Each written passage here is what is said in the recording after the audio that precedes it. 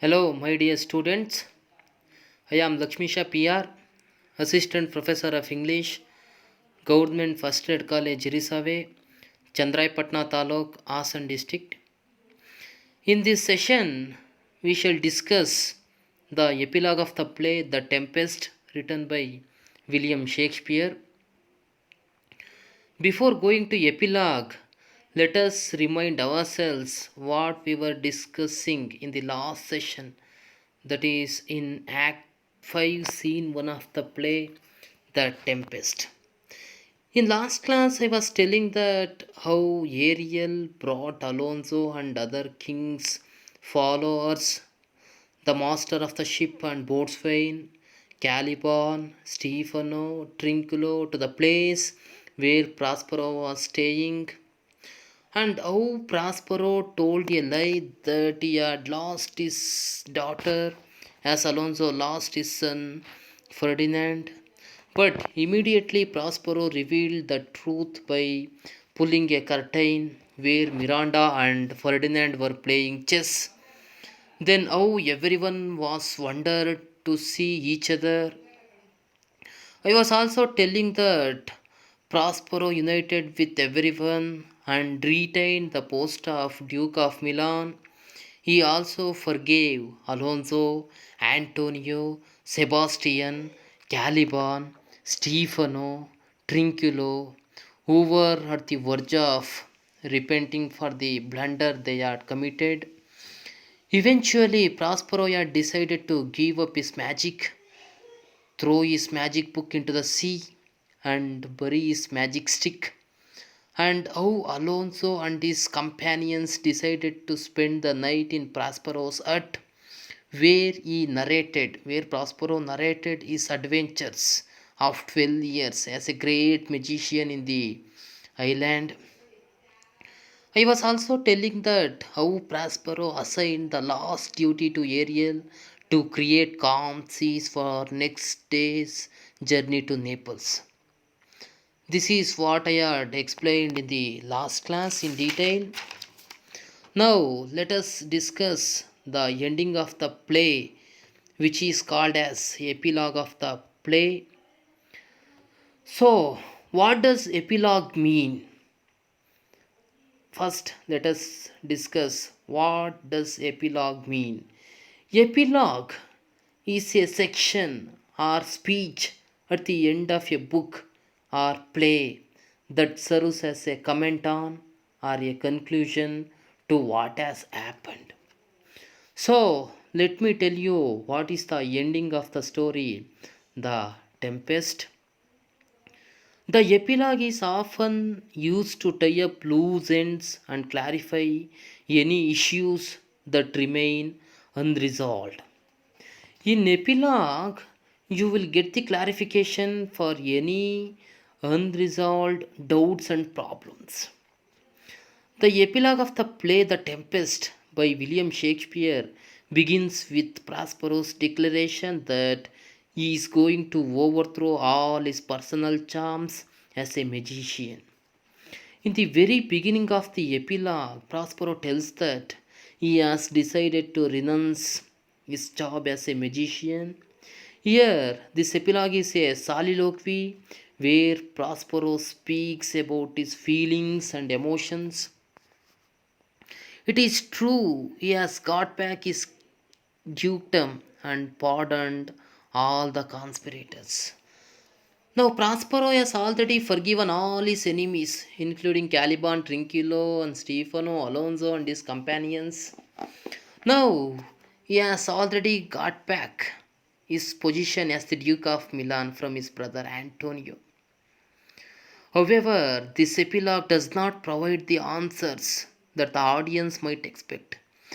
Sometimes, for some questions, we cannot expect the answers in the Tempest because some questions are not answered by Prospero yet. For instance, the audience never learns what is to become of Caliban or what will happen to Antonio and Sebastian. For example, audience may have questions such as what will happen to Antonio, Sebastian and Caliban. in future?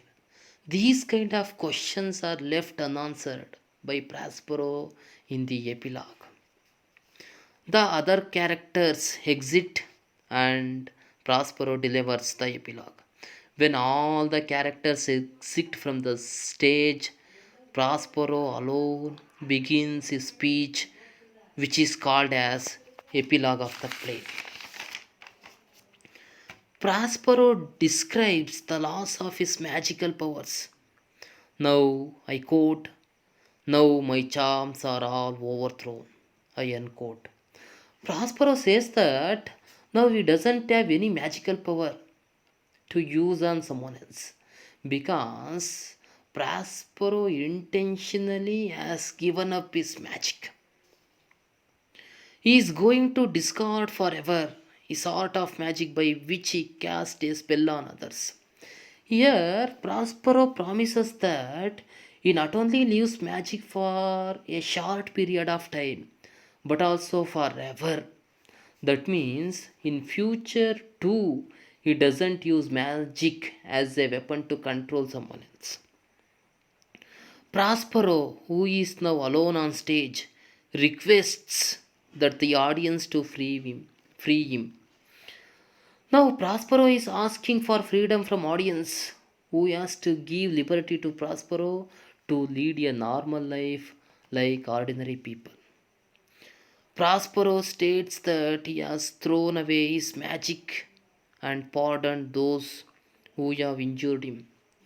In Prospero's opinion, he is asking for the freedom from the audience because he has pardoned his enemies who have cheated and tried to kill Prospero.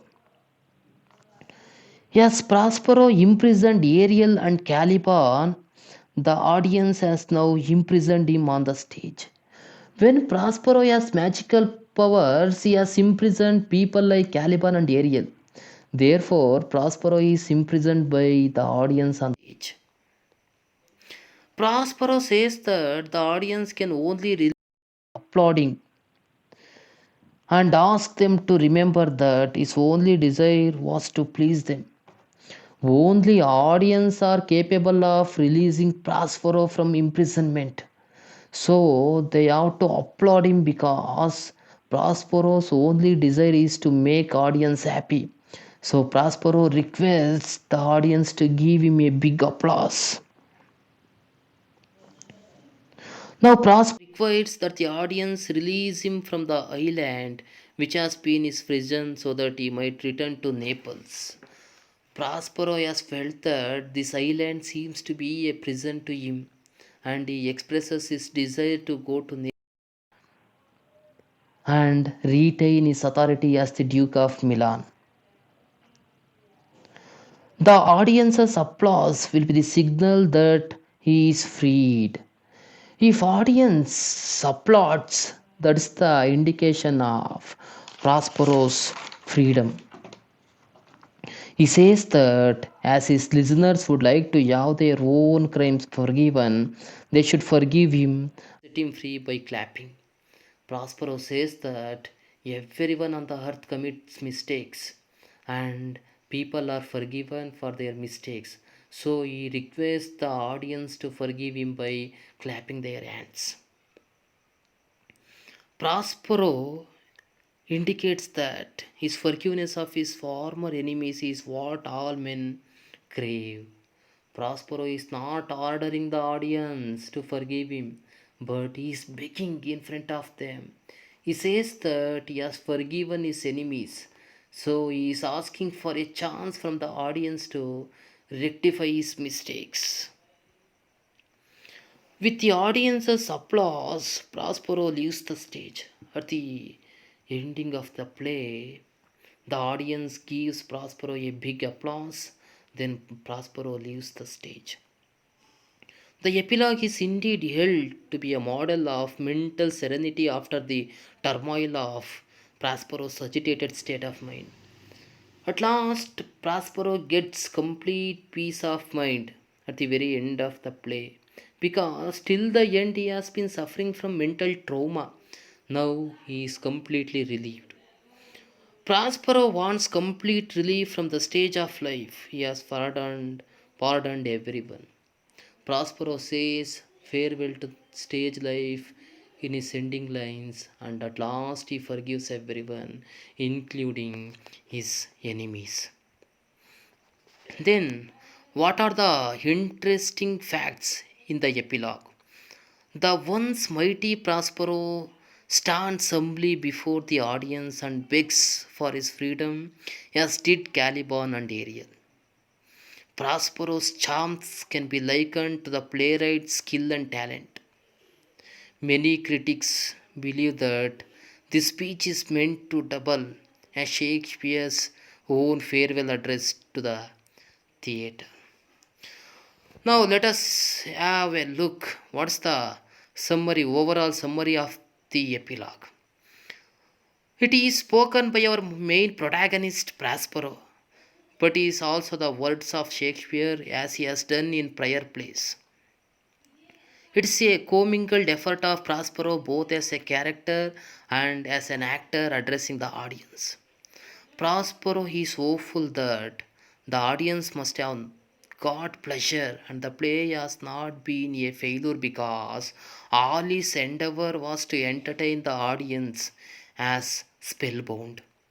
Prospero is equally expressing his earnest plea to the audience to be merciful for any faults of the actors and the play.